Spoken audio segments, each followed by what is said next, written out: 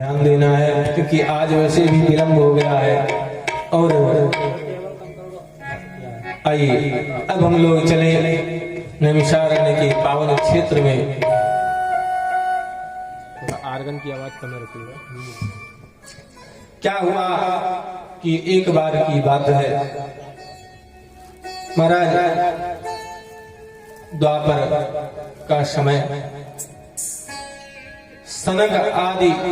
सौनक आदि ऋषि महात्मा 88,000 ऋषियों का एक समूह, उसमें ऐसे ऐसे ऋषि हैं जिनकी आयु हजारों हजार वर्ष है। ऋषि महात्मा तप के बल पर अपने शरीर को धारण करते हैं। उन ऋषियों ने सोचा कि हम क्या करें, एक विशाल यज्ञ करें। कैसा यज्ञ? जो 1000 वर्ष का हो। लेकिन 1000 वर्ष का यज्ञ करेंगे तो उसमें क्या हो, कोई श्रोता ऐसा कोई वक्ता मिले जो हमको 1000 वर्ष तक निरंतर कथा का पान करा सके। और प्यारे, हमारी आयु तो इतनी है नहीं कि हम 1000 वर्ष की गारंटी ले लें। तो संभव कैसे है ऐसा वक्ता मिलना? कहते हैं यदि प्रभु की कृपा हो जाए तो हमको ऐसा वक्ता मिल सकता है। नारद जी महाराज यह सूचना लेकर के भगवान विष्णु के पास गए। विष्णु है कौन? एक श्लोक में भगवान की व्याख्या करते हैं, सच्चिदानंद रूपाय विश्वोत्पत्त्यादिहेतवे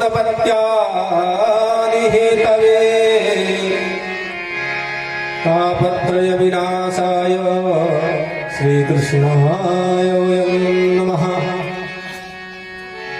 भगवान को प्रणाम करते हैं व्यास जी, और एक श्लोक में वंदना करते हैं। कहते हैं कि भगवान ही जो है इस जगत के पालन करता है और संहार करता है और सृष्टि करता भी भगवान है। कैसे? उत्पत्ति आदि हेतवे।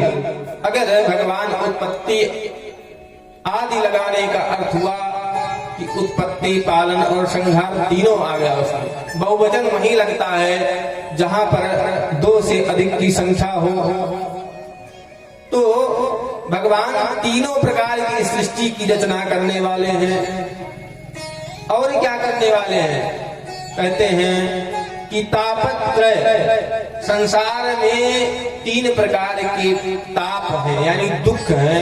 कौन कौन है?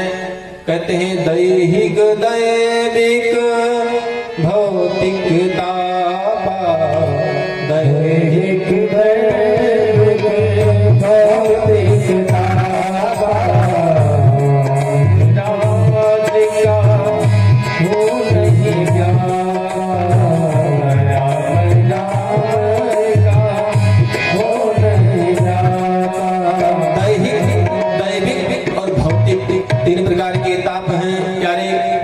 हैं क्या? कहते हैं देह, यानी शरीर। हमारे शरीर पे जो बाहरी कष्ट होता है वो उसे कहते हैं दैहिक। हमारे देह पर किसी प्रकार से चोट लग जाए तो क्या हुआ, हमारे शरीर में किसी प्रकार का रोग लग जाए, किसी प्रकार की पीड़ा आए, उसे कहते हैं दैहिक। और दैविक ताप कौन है? जो हमें देवताओं यानी प्रकृति और परमात्मा से प्राप्त हो। कैसे? जैसे भूकंप, अतिवृष्टि, अनावृष्टि, ये हमारे और आपके हाथ में नहीं, ये तो परमात्मा के द्वारा दिया गया कष्ट है, इसलिए कहते हैं दैविक। और भौतिक कौन है? जो हमें दूसरे के द्वारा प्रदान किया जाता है, इस संसार जगत के द्वारा। जैसे हमने किसी को गाली दे दी और व्यक्ति गाली सुन लिया हमारी, उसके बाद भैया उसके हृदय में जो पीड़ा उठी वो भौतिक ताप है। कहते हैं कि बाड़ी मारिए मत, कहते हैं कि बाण मारिए बाड़ी मत मारिए।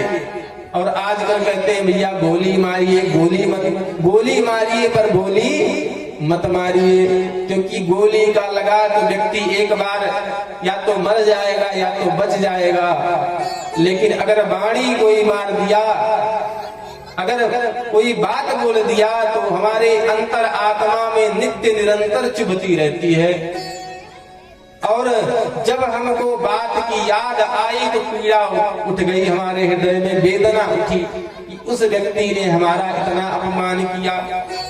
तो ये हो गया भौतिक ताप। और इन तापों का निवारण करने वाले ही भगवान हैं। और कहते हैं और भगवान के अंदर क्या गुण है, तो कहते हैं सच्चिदानंद रूपाय।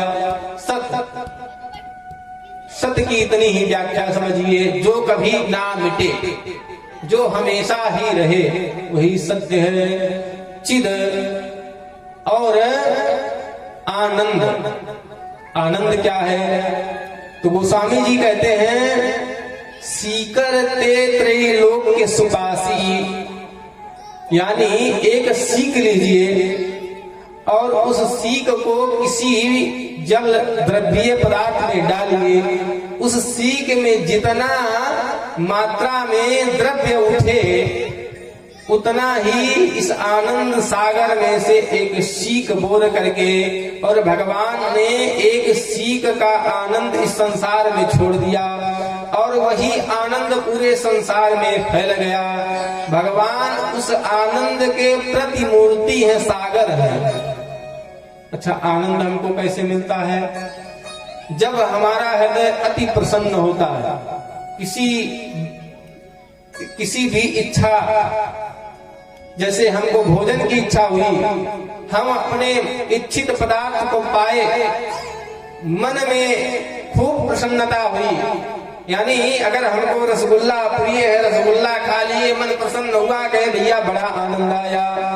भोजन किए, दिव्य मन के इच्छा अनुसार भोजन मिला, खा करके कहे बड़ा आनंद आया। कभी कभी सोकर के भी उठते हैं, ऐसा प्रतीत होता है कि आज तो बड़े सुख की नींद मिली, ये कभी कभी होता है। तो जो आनंद हमको प्राप्त होता है, भगवान उसके सागर है। ऐसे भगवान की व्याख्या करते हैं, तो कहते हैं उन भगवान को प्रणाम करके और उन्हीं के पास गए नारद जी। नारद जी ने सुनाया कि महात्मा लोग एक यज्ञ करना चाहते हैं, उस यज्ञ में उनको श्रोता नहीं मिल रहा है, आप स्थान निश्चित करिए, श्रोता प्रदान करिए। भगवान ने अपने चक्र सुदर्शन को छोड़ा, कहा कि यह चक्र जहां जाकर के स्थिर हो जाएगा, वहां ये लोग वेदी बना करके यज्ञ आरंभ करेंगे। जब यज्ञ आरंभ करेंगे, मेरा ध्यान करेंगे, तो अपने आप वक्ता वहां पर प्रकट हो जाएंगे। चक्र आगे आगे, महात्मा पीछे पीछे। अरण्य यानी जंगल, और निमिष यानी एक क्षण मात्र, जहां पर वह चक्र विश्राम किया, उसका नाम पड़ा नैमिषारण्य। बोलिए नैमिषारण्य धाम की। चक्र आया और चक्र स्थान बताया। सारे महात्मा यज्ञ का वेदी बना करके, मंडप बना करके भगवान से प्रार्थना करने लगे। उसी समय श्री सूत जी महाराज प्रकट हुए। सूत जी आए, शौनक आदि ऋषियों ने उनका यथोचित सत्कार किया। छोटे से बालक हैं सूत जी, कहते हैं उनकी आयु 17 साल बताई जाती है, लेकिन ज्ञान में सारे शास्त्रों के ज्ञाता है। अब भैया अगर रोग लगा हो तो रोग की दवा खाई कहां से जाती है, या तो मुख से और या तो फिर इंजेक्शन के द्वारा हमारे शरीर में प्रवेश कराई जाती है। लेकिन यदि कुछ दवाएं ऐसी होती हैं जो नाक, आंख, कान में भी डाली जाती हैं, तो कहते हैं हमारे हृदय में क्या हुआ, कि हमारे हृदय में पीड़ा हो रही है और आप हमारे हृदय के इस अंधकार को दूर करिए। देखिए गुरु का वर्णन करते हैं कि आप कैसे हैं, तो कहते हैं अज्ञान ध्वांत विध्वंस कोटि सूर्य समप्रभ सूताख्यायिक भाषारं मम कर्णरसायन। हमारे इस कर्ण के विवर में महाराज आप ऐसी रसायन औषधि डालिए जो हमारे हृदय में जाकर के हमारे हृदय के सारे अंधकार को दूर कर दे। और अंधकार को दूर करने में आप कैसे हैं, तो कहते हैं कोटि सूर्य, 1 करोड़ सूर्य के समान आप चमक रहे हैं, विद्युता आपकी विद्या ऐसी है और हमारे हृदय में अंधकार है। और भैया जब सूर्य निकलता है तो सारा अंधकार दूर हो जाता है। सोचिए जब एक सूर्य से सारे संस्कार का अंधकार दूर हो जाता है तो 1 करोड़ सूर्य निकलेंगे तो क्या अंधकार कहीं बचेगा? प्यारे ऐसे शौनक आदि ऋषि गुरु से प्रार्थना करते हैं और कहते हैं क्या कि हमारे इस जीवन में अंधकार छाया है और उस अंधकार से हमें मुक्ति दिलाइए। और कैसी कथा सुनाइए? कहते हैं कृष्ण प्राप्ति करम सस्वत साधनम तदवधाधुनः, जो भगवान को मिलाने वाली कथा, जिस कथा को सुनने से भगवत प्रीति ना हो, कथा कथा नहीं, वो तो व्यथा ही मात्र है। जिस कथा को सुनने से भगवान के लिए हमारे अंतर मन में प्रेम उत्पन्न हो, भगवान को पाने की इच्छा हो, वही भगवान की कथा है। इस प्रकार कहते हैं कि आप तो चिंतामणि हैं और चिंतामणि पा करके व्यक्ति जो चिंता करता है वह सब कुछ प्राप्त कर लेता है। तो हे गुरुदेव आप आ गए, अब हमारा दुख अवश्य दूर हो जाएगा। अरे लेकिन हम क्या कर रहे हैं, हम तो अगर वैद्य के पास जाते हैं तो भी अपने मन की दवा बताते हैं। आजकल वैद्य के पास गए तो कहे हमको बुखार है, हमारा सर दर्द हो रहा है, वैद्य हमको नहीं बताता, हम स्वयं वैद्य को अपना मर्ज बताते हैं। लेकिन जो पहले के वैद्य होते थे, गुरु होते थे, उनको बताना नहीं पड़ता था, आपको देखते ही आपकी मर्ज जान लेते थे और उस हिसाब दबा देते थे। लेकिन आज हम क्या कर रहे हैं, अपने मन का गुरु जो रोगी मन भावे वही वैद्य बतावे। अब कहते हैं वैद्य ने तो दवा सही दी, लेकिन रोगी अगर गड़बड़ कर दे उस दवा को तो पीड़ा बढ़ जाए। यदि अब मान लीजिए वैद्य जी के पास गए और कहा मेरे आंख में जलन हो गई और पेट में पीड़ा हो रही है, तो वैद्य क्या करेगा? 2 पुड़िया बनाएगा, एक आंख का और एक पेट का। वैद्य जी ने 2 पुड़िया बनाई और कहा ले जाओ महाराज, ये सुरमा है, इसको आंख में लगाना, और ये चूरन है, इसको मुंह में डाल के फांकना, सुबह शाम लगाओगे, कल आना, आपका मर्ज ठीक हो जाएगा। लेकिन आदमी क्या किया कि उस पुड़िया को लाया और पुड़िया बदल गई। अब सोचिए खाने वाला चूर्ण कहीं आंख में जाएगा तो क्या आंख का रोग ठीक होगा कि बढ़ जाएगा? लेकिन वैद्य के पास पहुंचा व्यक्ति, कहा मेरी आंख तो एकदम जल रही है, पेट मेरा जल रहा है, आपने कैसी दवा दी? आपने तो मेरा मर्ज 100 गुना बढ़ा दिया। अब क्या वैद्य की उसमें गलती है या दवा? दवा भी ठीक, वैद्य भी ठीक, रोगी भी वही, रोग भी वही, लेकिन दवा गड़बड़ हो गई। खाने वाली आंख में, आंख वाली मुंह में, भैया तो मर्ज घटेगा नहीं, बढ़ जाएगा। उस वही कहते हैं कि हमको क्या करिए कि ऐसी कथा सुनाइए जिससे भगवान से प्रीति हो जाए। अरे कहते हैं हम सब कहाँ जा रहे हैं, भगवान से प्रीति नहीं कर रहे हैं। काल व्याल मुखग्रास त्रास निर्णा से दबे, एक तो संसार से दुखी हैं और दूसरे काल रूपी सांप हमारा पैर पकड़ करके खींच रहा है और हम उसके मुख में जाने वाले हैं। नित्य निरंतर हमारी आयु प्रतिदिन घट रही है। हमको संकट आता है, उस क्षण तो भगवान का ध्यान आता है, लेकिन संकट गया और भगवान भी भूल गए। सौनक जी के कहने पर सूत जी कहते हैं कि हे प्यारे, आप कथा सुनना चाहते हैं तो यह भगवान की कथा जो आपको हम सुनाने जा रहे हैं, ये है कैसी कथा है। तो कहते श्रीमद्भागवतम शास्त्रम कलवकीरेण भासितम।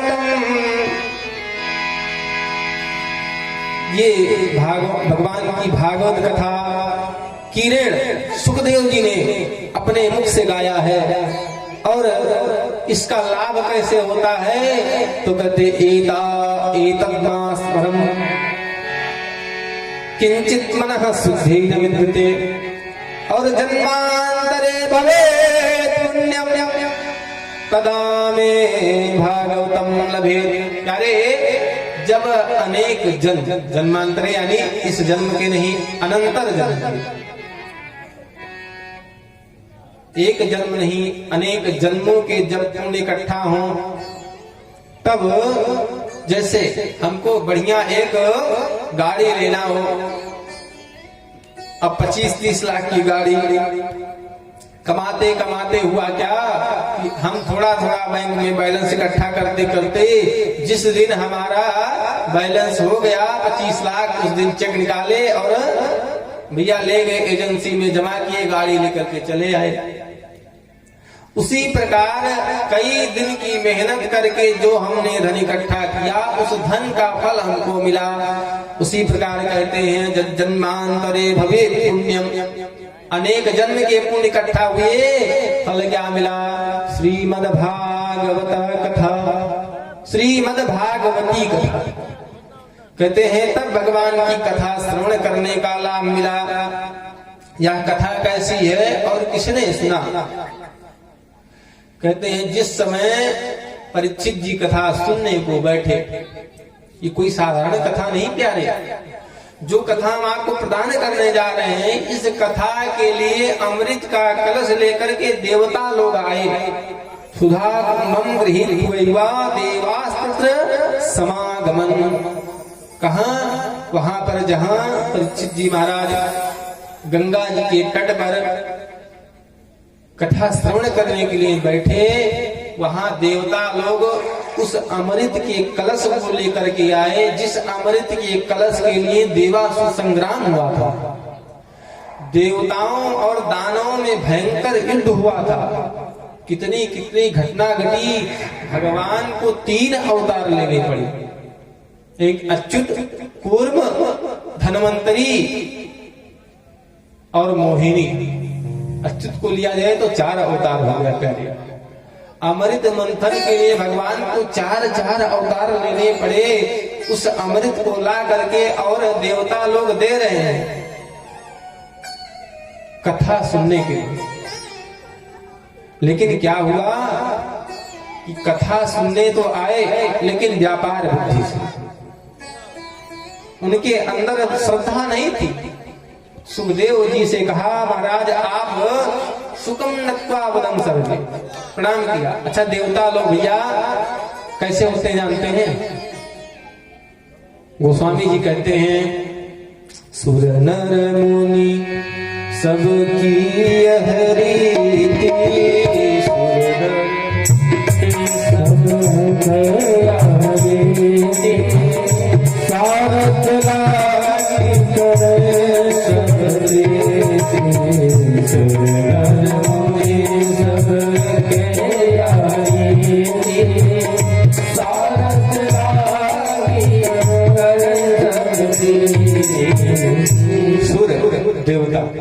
नर मनुष्य, इन सब का नियम है भैया प्यारे कि अपने स्वार्थ सिद्धि के लिए एक दूसरे से प्रेम करते हैं।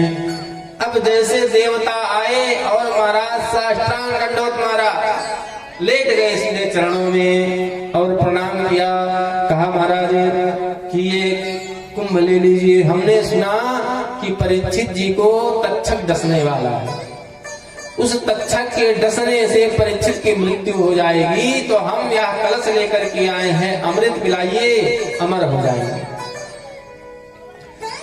और उसके बदले में हमको भागवत की कथा श्रवण करा दीजिए। अब सुखदेव जी कहते हैं महाराज परीक्षित, क्या आप अमर होना चाहते हैं? लेकिन परीक्षित जी कोई साधारण नहीं है महाराज, परम भागवत हैं। परीक्षित जी ऐसे वैसे व्यक्ति नहीं है, जिनकी रक्षा भगवान ने गर्भ में आकर के किया था वह परीक्षित जी महाराज है, परम भागवत। परीक्षित जी ने कहा प्रभु हमको अमृत नहीं चाहिए, हमको अमर नहीं होना, हमको तो भगवत कथा अमृत चाहिए, क्योंकि जिस अमृत को लेकर के लोग आए हैं उससे तो मेरी कथा बड़ी है। तब सुखदेव जी कहते हैं वसुधा को कथा लोके कुकाचा को मणिर महान, कहते हैं कहाँ कांच का टुकड़ा और कहाँ ये हमारी अद्भुत अनोखी अनमोल मणि। अब कोई एक कांच की गोली लेकर के आए और आपके हीरे को मांगे कि कांच का टुकड़ा ले लो और हमको ये अपना अनमोल हीरा कोहिनूर दे दो, क्या कोई ऐसा पागल होगा जो दे देगा? इसी प्रकार कहते हैं कि हमको यहाँ अमृत नहीं चाहिए, ये तो कांच का टुकड़ा है और हमारी ये कथा अमृत ही मणि है। अब सारे देवता पहुंचे ब्रह्मा जी के पास और शिकायत की महाराज ये मानो देखिए हम श्रेष्ठ और हमको कथा सुनाने से मना कर दी। देखिए अहंकार, अगर विनम्रता पूर्वक आते कि हमको कथा सुनना है तो क्या सुखदेव जी भगा देते कि आपको कथा नहीं सुनाएंगे? लेकिन अहंकार। अब जाकर के ब्रह्मा जी से शिकायत किया, प्रभु हे परमपिता ब्रह्मा जी आप हमारा ये जो केस आया है इसको सॉल्व कीजिए। ब्रह्मा जी ने कहा क्या हुआ? कहा कि हम गए थे कथा सुनने लेकिन हमको कथा नहीं सुनाया।